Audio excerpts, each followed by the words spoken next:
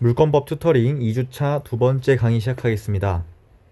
두 번째 강의에서는 소유권의 4대 쟁점 중에서 명의신탁과 공동소유 이렇게 살펴보도록 할 것이고, 둘 중에 따지자면 명의신탁이 조금 더 중요하다고 볼 수 있습니다. 그래서 공동소유에 대해서는 가볍게 체크하고 넘어가는 느낌으로 들으시면 될 것 같습니다.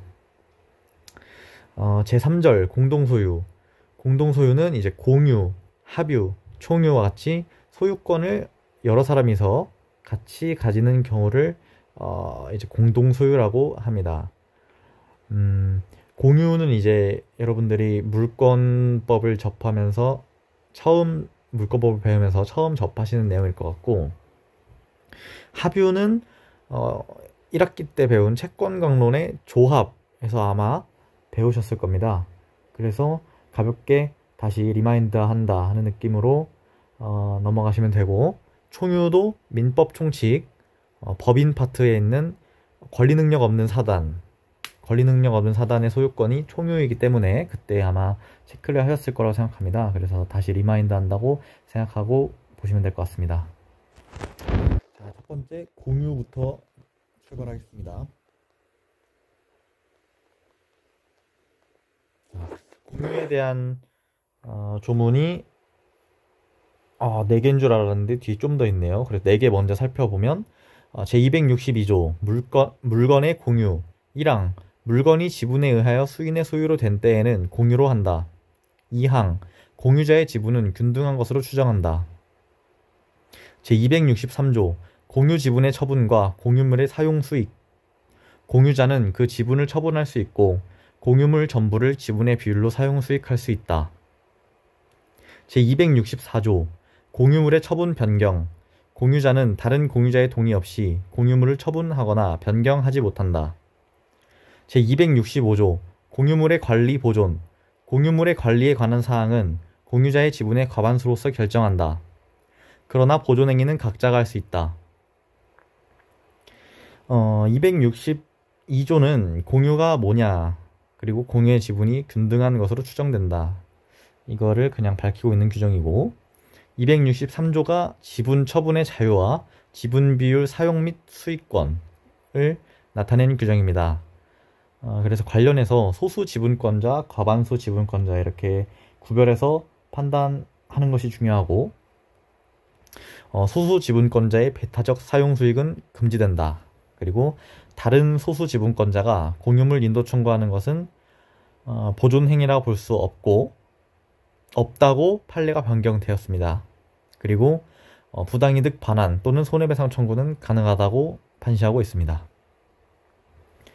그리고 제264조는 공유물의 처분 및 변경에는 전원의 동의가 필요하다라는 내용을 담고 있고, 제265조는 관리행위, 이용행위 및 개량행위는 지분의 과반수로서 결정한다. 그러나 보존행위는 각자 할 수 있다. 라는 관리행위와 보존행위에 대해서 규정하는 규정입니다. 공유에 관한 문제가 나오면 263조, 264조, 265조는 굉장히 중요하니까 잘 익혀두시면 될 것 같습니다.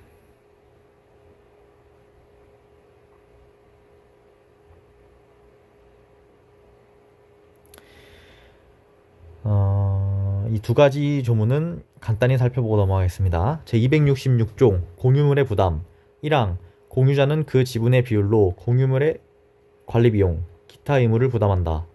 2항 공유자가 1년 이상 전항의 의무 이행을 지체한 때에는 다른 공유자는 상당한 가액으로 지분을 매수할 수 있다. 제267조 지분 포기 등의 경우의 귀속. 공유자가 그 지분을 포기하거나 상속인 없이 사망한 때에는 그 지분은 다른 공유자에게 각 지분의 비율로 귀속한다.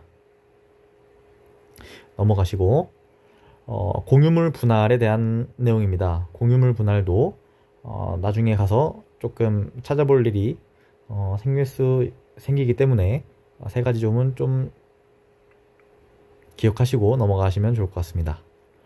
제268조 공유물의 분할 청구 1항 공유자는 공유물의 분할을 청구할 수 있다. 그러나 5년 내의 기간으로 분할하지 아니할 것을 약정할 수 있다.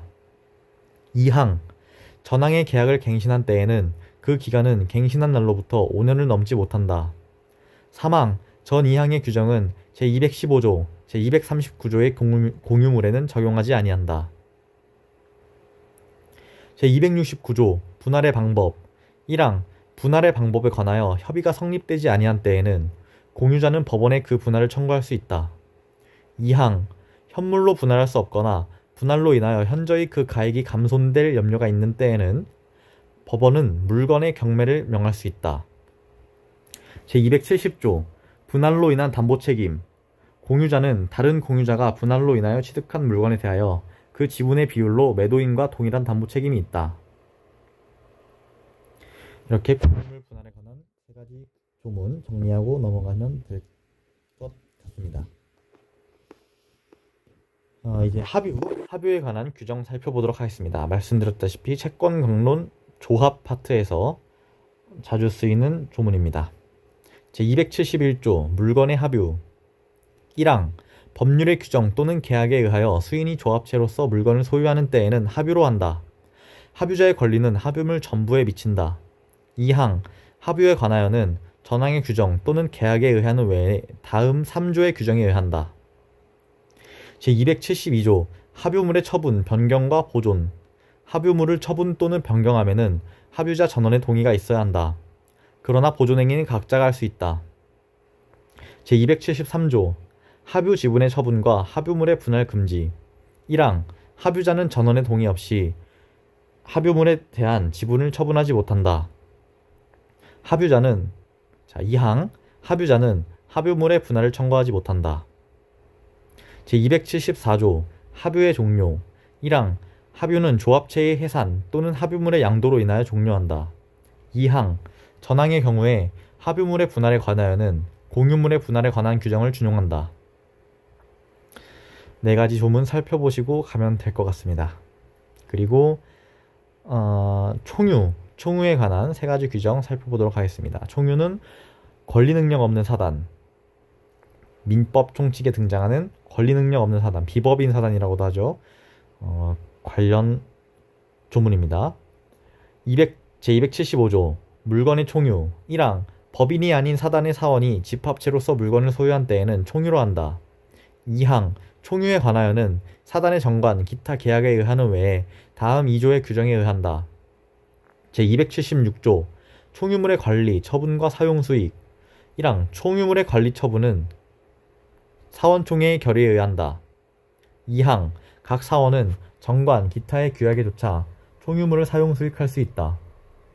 제277조 총유물에 관한 권리 의무의 득상 총유물에 관한 사원의 관리 의무는 사원의 지위를 취득 상실함으로써 취득 상실된다. 이렇게 해서 공동소유 한 조문이 더 남았네요. 준공동소유 제278조 본절의 규정은 소유권 이외의 재산권에 준용한다.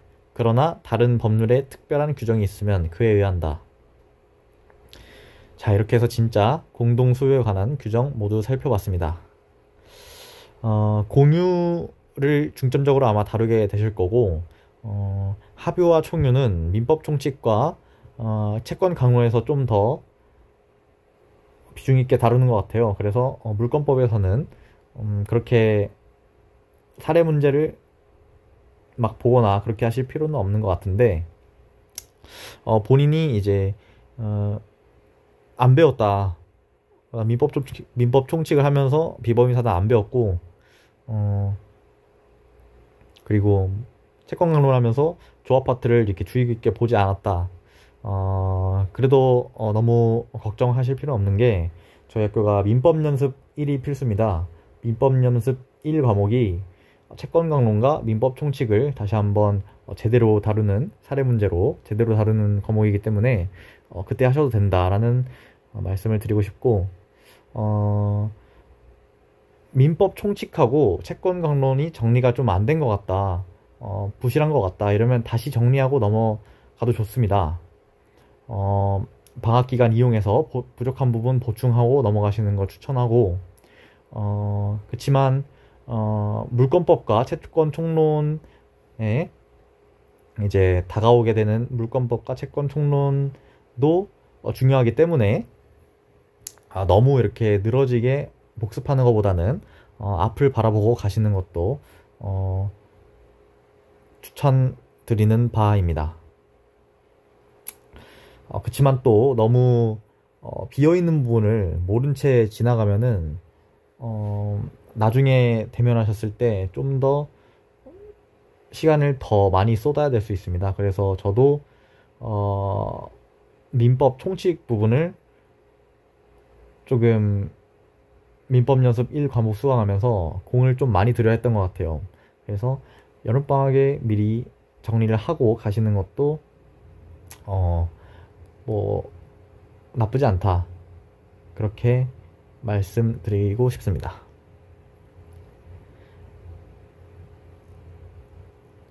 명의신탁을 이제 들어가겠습니다.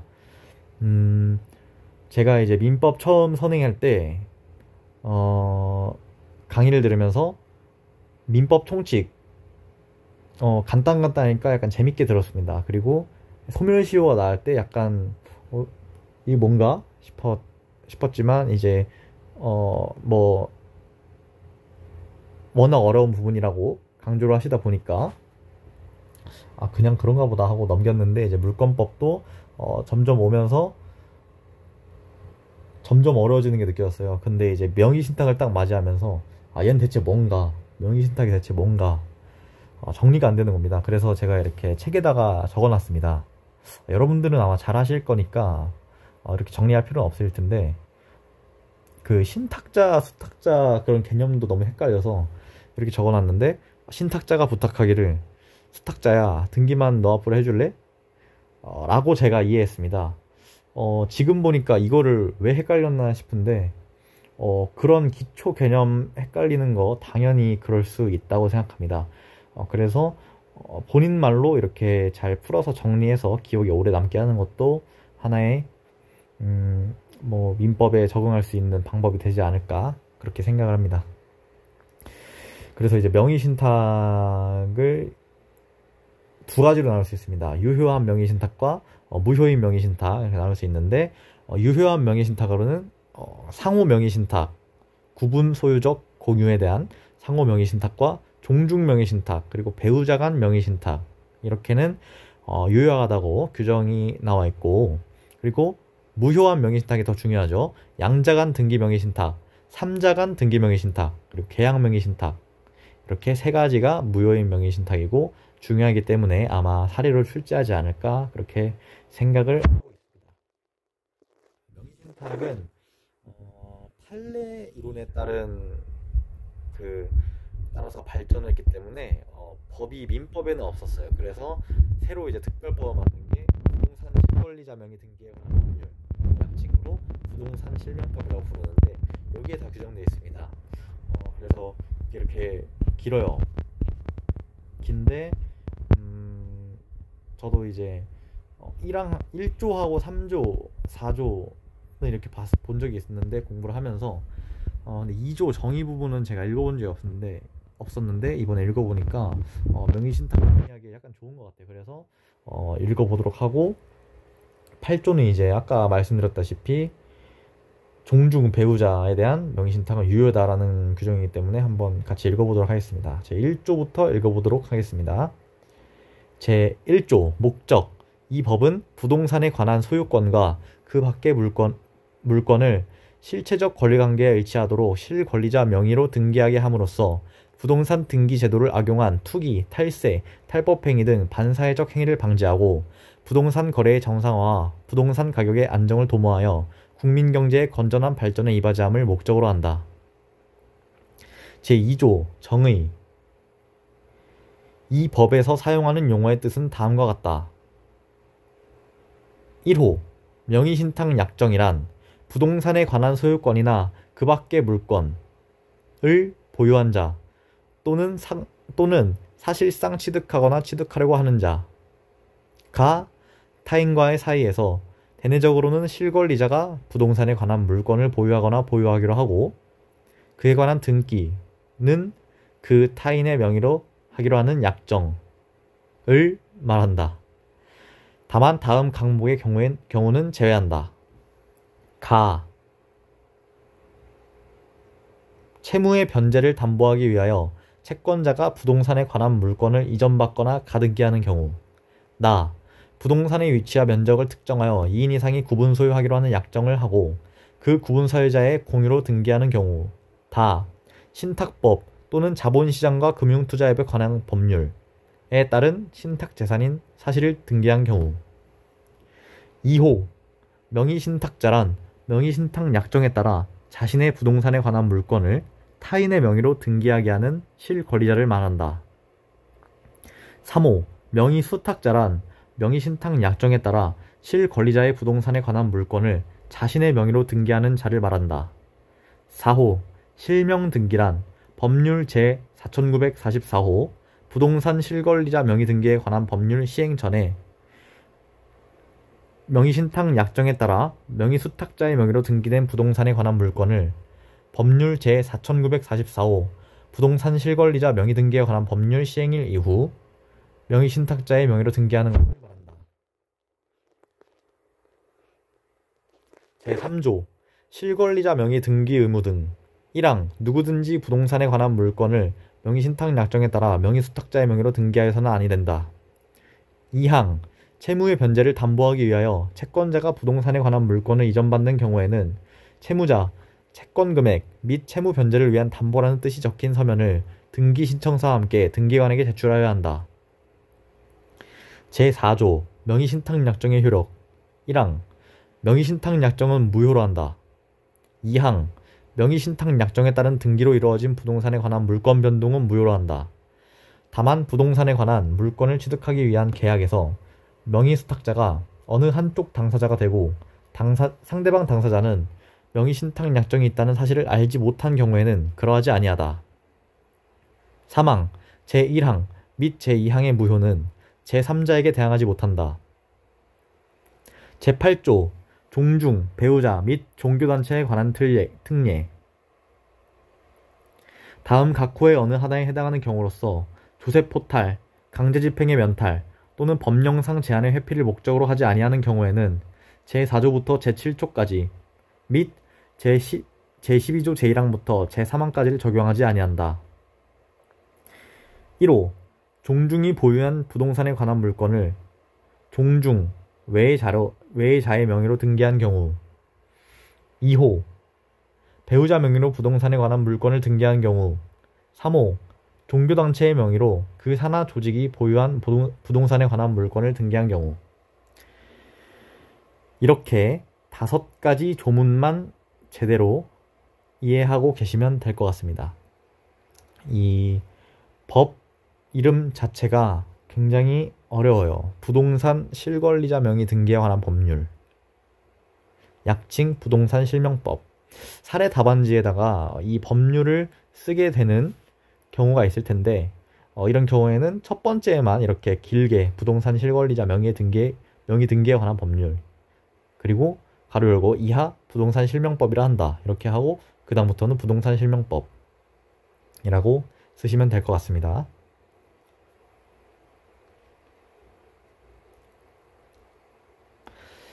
자, 이제 부동산 실명법 제4조 3항의 제3자가 누구냐, 이게 또 중요하죠. 요거는 이제 두 문자로 그냥 외워버리면 됩니다. 선악불문하고 수물수직세. 판례에 따른 정의인데 이 제3자란 선악을 불문하고 명의신탁약정의 당사자 및 포괄승계인 이외의 자로서 명의수탁자가 물권자임을 기초로 그와의 사이에 직접 실질적으로 새로운 이해관계를 맺은 자가 제4조 3항의 제3자다 라고 이해하시면 될 것 같습니다. 여기서 이제 직접이 중요하죠. 직접 이해관계를 맺는 것이 중요합니다. 나중에 사례 문제를 좀 살펴보시면 직접 맺었느냐 아니냐에 따라서 제3자의 판단 여부가 갈리기 때문에 또 그런 걸 또 확인하면은 또 쾌감을 느끼실 수 있을 겁니다. 느끼려고 노력해 보시면 좋을 것 같습니다. 쉽진 않겠지만. 그리고 이제 다음으로 매도인이 선의인 계약 명의 신탁이 중요한데 매도인이 선의인 계약 명의신탁에서는 위임계약 및 명의신탁 약정은 무효입니다. 무효고 명의신탁자가 명의수탁자로부터 부동산에 관한 소유권을 회복할 수 있는지 여부 안 된다라고 하고 있고, 명의신탁자가 명의수탁자에게 교부한 돈에 반환을 청구할 수 있는지 여부에 대해서는 된다. 교부한 돈은 반환 청구할 수 있다. 라고 그렇게 얘기하고 있습니다. 관련해서 많은 쟁점들이 있어요. 쟁점들이 있는데 이거는 기본서를 통해 보시는 것이 더 정확하고 이해하시기 수월할 것이기 때문에 여기서 따로 정리해드리지는 않도록 하겠습니다. 이렇게 해서 두 번째 강의까지 마쳤고, 두 번째 차수 2주차 강의 모두 마쳤습니다. 2주차에서는 기본 물건에 관한 내용이죠. 점유권과 소유권 이렇게 살펴봤고, 소유권에 대해서는 4대 쟁점, 취득시효, 명의신탁, 공유, 그리고 공동소유, 그리고 부합이었나요? 첨부죠. 첨부, 이렇게 4가지를 살펴봤습니다. 그리고 이제 2주차 강의까지가 모두 끝났습니다. 여기까지가 이제 딱 절반입니다. 물권법의 절반입니다. 물권법의 절반이고, 다음 주와 다다음 주에는 물권법 내용을 기반으로 해서 사례풀이가 진행될 예정입니다. 제 생각으로는 아마 40점에서 60점 사이 정도 1시간 풀면은 충분할 것 같고,